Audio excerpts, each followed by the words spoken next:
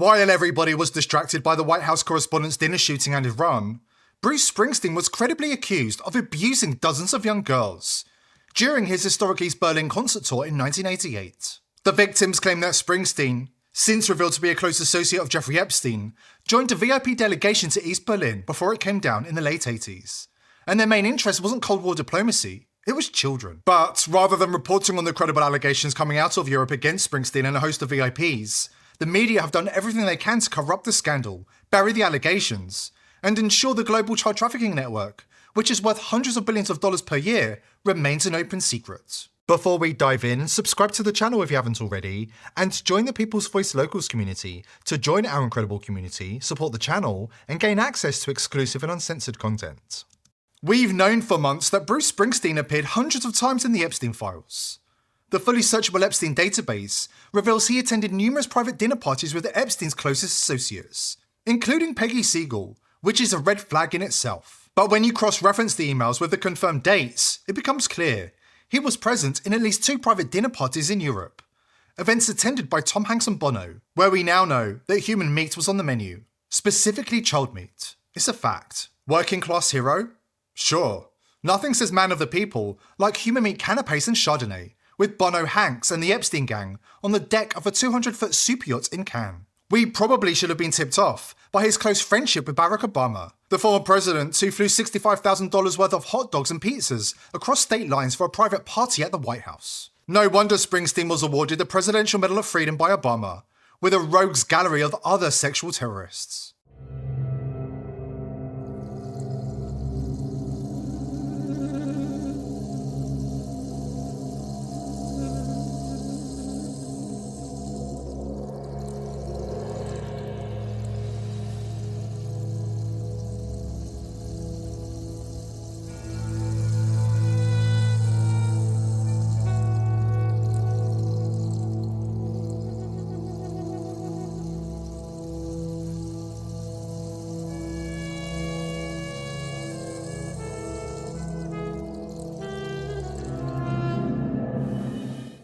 If you still can't see the pattern at this stage, you don't just need glasses, you need a lobotomy. The elite have been openly mocking us for years, committing their crimes in broad daylight, and daring us to say a word. Springsteen is no exception. What's going on with that song, that Bruce Springsteen song, where he goes, hey little girl, is your daddy home? Did he go and leave you all alone? That's all I say. All I say is, why am I hearing this in a Chipotle? Like, that's not an appropriate thing to hear at the dentist. It's not. When they were recording it in the 70s, no one on the other side of the glass, when he was just like, is your daddy home? No one was like...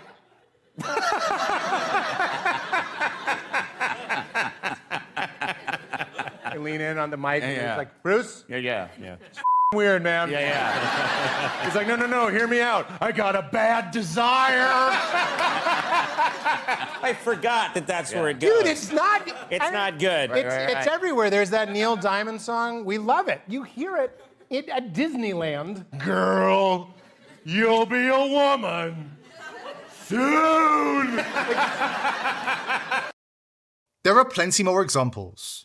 How about Gary Puckett and Union Gap serenading a girl he describes as much too young, telling her she better run for her life, because his love for her is way out of line. And if you think it couldn't get any more in your face or shameless, you're dead wrong. We're living in times when the elite are committing their crimes out in the open. Just ask Mark Wahlberg, who told his church congregation about a Hollywood party he attended when he was young, which featured Barack Obama and his friend Bruce Springsteen, indulging in baby's blood in wine glasses. I remember thinking it was some kind of joke or weird art thing at first, Wahlberg said. But no one was laughing. It was treated as normal, like it was just another toast. If you still believe that adrenochrome is just some wild conspiracy theory, it's time you learned real history. Not the sanitized garbage in textbooks written by professional gatekeepers, and not the polished propaganda they push on the History Channel. Here's a declassified CIA training video from 1955, which proves government experimentation. And furthermore, we are continuing our experimental work with hallucinogenic drugs, such as mescaline, cannabis, adrenochrome, etc. This is the kind of history they've spent decades hiding from you. Take Bruce Springsteen's trip to East Berlin. Most people think he went there as some noble hero trying to bring the wall down. In reality, he went for the exact same reason so many other VIP elites did. East Berlin was the Ukraine of its time, a protected elite playground, a global hub for child trafficking where the normal rules didn't apply, and the worst crimes were committed with total impunity. We're about to drop damning testimony that ties Bruce Springsteen to dozens of rapes and disappearances. The dangerous information the media is working overtime to bury. But first, I need to tell you something. A few years back, I used to work in the mainstream media. I'm not proud of it, but I was young and I needed the money. I applied for a contract that required a routine background check. Nothing major, and I wasn't that concerned. Then, everything stalled. Eventually, I heard it wasn't about anything I'd done, it was about the things I'd said. Old email threads, opinions, jokes, thought experiments. All sitting there in plain text. Easy to pull, easy to misinterpret without context. That's what stuck with me.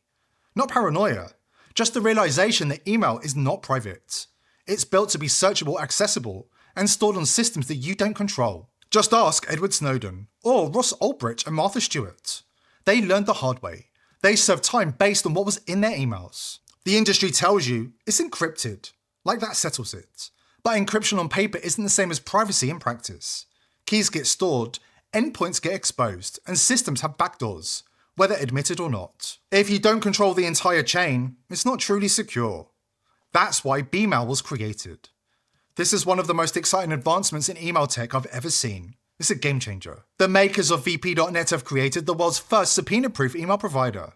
Last week, they made history and sent the world's first email that was actually encrypted through the entire delivery process. No plain text gaps, nothing sitting there waiting to be scanned. Real end-to-end privacy. Go to bmail.ag/r/TPV to see for yourself.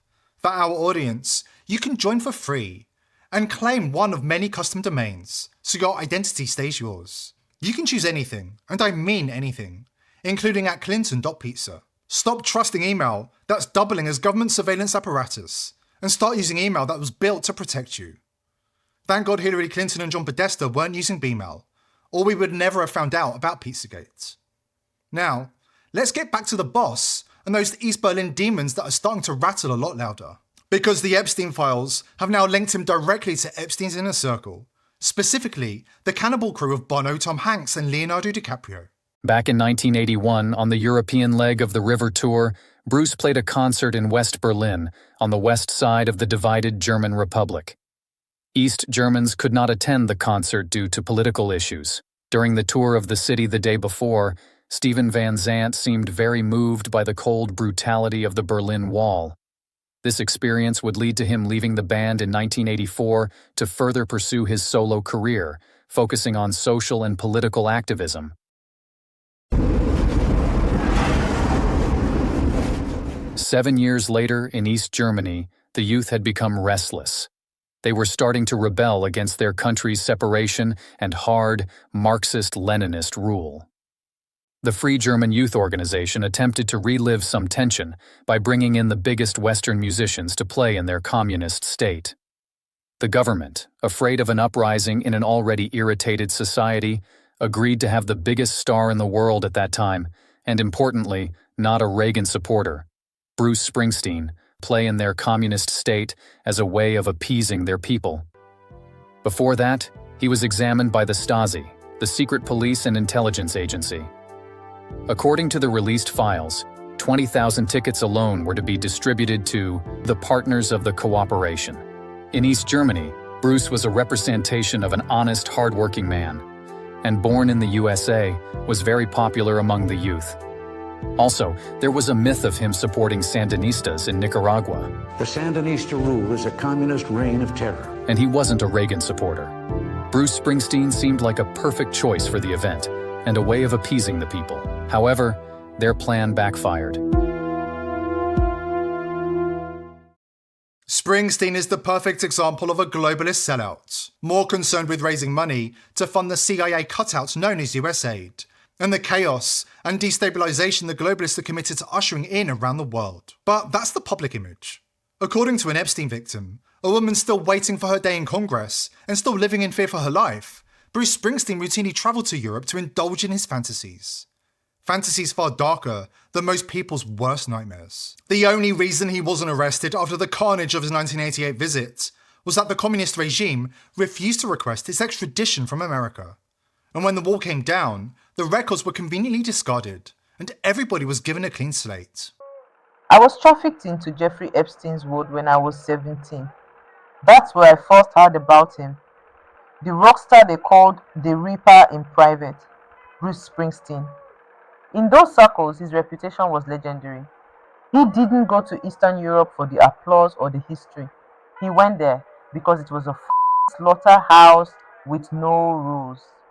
Communist bloc countries in the late 80s and 90s were perfect. Open human trafficking pipelines, corrupt police, and zero chance of extradition. A rich Western celebrity could do whatever sick shit he wanted, and no one would stop him. He didn't just rape those kids, he devoured them. The man has freakishly powerful jaws and teeth, and he uses them like an animal. He tore into their flesh while they were still screaming. Dozens, maybe over 100, vanished because of him in the late 80s. He used those teeth like weapons. He said the taste and the screaming gave him something no crowd ever could. I met him once in Budapest. I still remember the smell of blood on his breath and that disgusting, satisfied grin. The girls who were sent to him didn't come back the same, if they came back at all. And now we have the Epstein files. Thousands of pages released, but the worst parts are conveniently blacked out. The most depraved details about him gone. Why? Because they're all protecting each other. Left, right, celebrity, politician, it's all one big club and they're all members. It's nothing but political theater while the rest of us are supposed to pretend we can't see the blood. The only scraps they didn't fully erase were the dinner parties. He's listed on multiple ones. That's where Peggy's notes get brutal. She wrote down the stories they were all telling, laughing, bragging about the horrors they committed in Europe like it was just rockstar debauchery.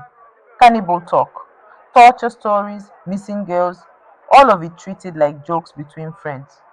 These people are not human. They are monsters in designer clothes who built empires on our children's bodies. And the world still cheers for him every time he steps on stage. The truth is uglier than any of us imagined, and it needs to come out. Some things never change. Springsteen is still supporting communists, and his darkest secrets are still hiding in plain sight. He joined the roster of sex criminals to endorse Kamala in 2024, a list that includes J-Lo, Diddy, DiCaprio, Ellen, Spielberg, Oprah Winfrey, and Tom Hanks, to name just a few. I've only got one vote, and it's one of the most precious possessions that I have. That's why I'll be casting my vote for Kamala Harris and Tim Walz. Donald Trump doesn't understand what it means to be deeply American. On the other hand, Kamala Harris and Tim Walz are committed to a vision of this country that respects and includes everyone. That's the vision of America I've been consistently writing about for 55 years. The elite are desperate to censor the masses and ban free speech. They want to gain full control over social media, all over again. They're terrified of the truth that's coming out, because they know the public will rise up and tear them from their ivory towers. Don't forget to check out BMail, the next-gen privacy breakthrough for email that just sent the world's first email that was actually encrypted through the entire delivery process. It's actually subpoena-proof. And for our viewers, you can join for free. Your real identity always stays private. Go to bmail.ag/r/TPV today and claim your free account. Here at The People's Voice, we're determined to continue publishing and broadcasting the news that the mainstream media dares not touch. But we can't do it alone. We need your help to spread the truth far and wide. Subscribe to the channel and join the People's Voice Locals community for exclusive and uncensored news and views, and to support the channel. I hope to see you there.